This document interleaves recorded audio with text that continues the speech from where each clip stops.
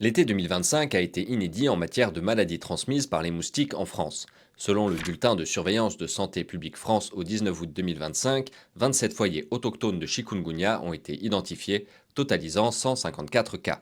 Cette progression marque une augmentation spectaculaire par rapport à 2024, où seuls 35 cas de chikungunya avaient été détectés. La situation en Nouvelle-Aquitaine est aussi préoccupante, avec 20 cas repérés depuis le mois de juillet.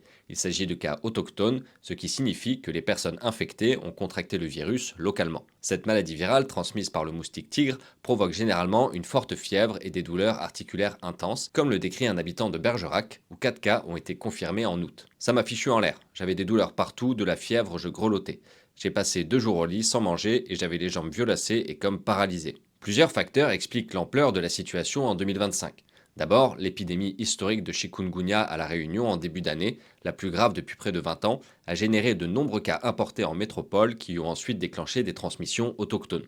Ensuite, le changement climatique, qui avec des étés exceptionnellement chauds et humides, a favorisé la prolifération du moustique tigre, allongé sa saison d'activité et étendu son aire de présence vers le nord, intensifiant ainsi les risques de transmission locale.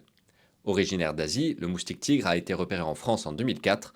20 ans plus tard, il est implanté dans 81 départements. Enfin, en plus du chikungunya, la dengue autochtone suit également une trajectoire inquiétante, avec 66 cas détectés en France cette année, dont 2 en Gironde en août, les premiers dans la région.